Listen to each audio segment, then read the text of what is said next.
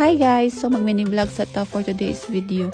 So naaday ko karon diri sa Basakan kay nagkuyog-kuyog ko nilang mama ug papa since wala pa man sa dako ang training ug wala sad kwilingaw sa balay. Inani day katsyada ang view diring dapita og grabe ka fresh sa hangin. So mao na sila nagulat kay wala pa naabot ang tracer mo dinhi ako ang papa. Kay nagulat naman mi sa tracer nga maabot og talag sarapod ko makaanhi diring dapita. So mao to nag-request ko kang mama nga manguha mi og saging nga kardaba. Daghan di ay kaayo mi og punuan sa saging dari og naara ni siya sa daplin sa Basakan sa kuwang papa. Mao gini akong pinakaganahan dari sa bukid kay naabi ay usahay mag-grave ta og saging with ginamos. So mao na ra na kuwang papa nga adto mo sa tabok pamutol mo og saging didto. Tabok day ang tawag diri sa muang lugar diri sa muang Basakan kay gitawag siya tabok kay mo tabok pa man ka og molita or sapa, tabukon pa man nimo siya og sapa. Kay lagi nag-start naman sila di ay og tracer didto, so mao to amo asang gipatulo ang saging kay amo na siyang dalon unya inig mo uli kay daghan pa man na siya og tagok. Daghan siya kay kog memories diri sa muang Basakan kay bata pa ko sa una og mahinog na gali na ang humay magbantay dayon mi sa kuwang kuya og maya og magpa-harvest dayon na silang mama og papa lipay dayon kayo mi ana kay manghagdaw man dayon mi ana sa kuwang kuya tapos ang humay amo nang ibaligya para makakwarta mi. Sa mga nagdako og bukid diha makarelate gid kayo mo ani nga human og harvest moadto na dito sa uhot. Ampay gid na ako na sa una ng paghuman og harvest moadto na dito sa uhot daw maglusulokso kauban ang kuwang mga igagaw. Maka-remember ko sa una, nakatry pug ko aning mga labor.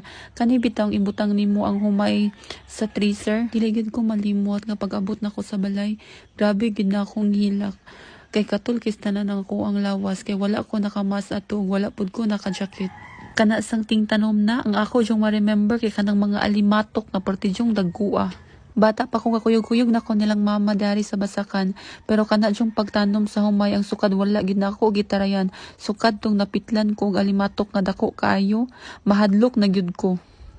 So udto na day na mo nang sakit na gyud kayo ang init og nagpandong-pandong na lang jud ko diara og sako kay sakit na kayo ang init sa kuang panit. Dili na siya inartiha kay taga bukid man jud kong dako, di lang jud ko kakaya sa init na karon. Mao na nagpadapre na lang jud ko og nagpasilong, nagulat na lang ko nga mahuman sila og tracer. Lahi ra gyud ning nagdako ka og bukid kay bisan pa man og bisan asa kadalon, mobalik jud ka kung aha kagikan.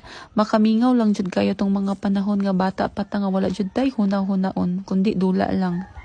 So nahuman naman sila og tracer snack time. So inani gid mi dari sa bukid basta gali na ay trabahoon, dili gid na mawala ang snack para sa mga nagtrabaho.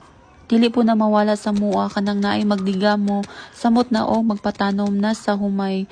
Maka-remember ko sa una bata pa ko dito may gadigamo ni mama sa Basakan, magdala mi dito og mga sudan, dito na pud mi maglungag, magdala mi mga kaldero, mga plato ug bibo dayon kayo. Kay magtapok-tapok dayon basta ting paniud to na. Mulang jud ning isa na ko mamiss dari sa bukid. Ipakabo dayon mi ni mama sa kuwang kuya dito sa tabay nga perting layo Maghilaka na dayon kuha na kay di na ko gusto mo baklay kay lubong na kayo ako ang tiil sa lapok sa Basakan. Pero nagpasalamat gyapon mi sa muang ginikanan nga nabuhi mi og gipaedukar mi bisan pa man sa muang kapobrehon ug among kawadon. Og proud gyud ko nga taga bukid ko. Bye bye.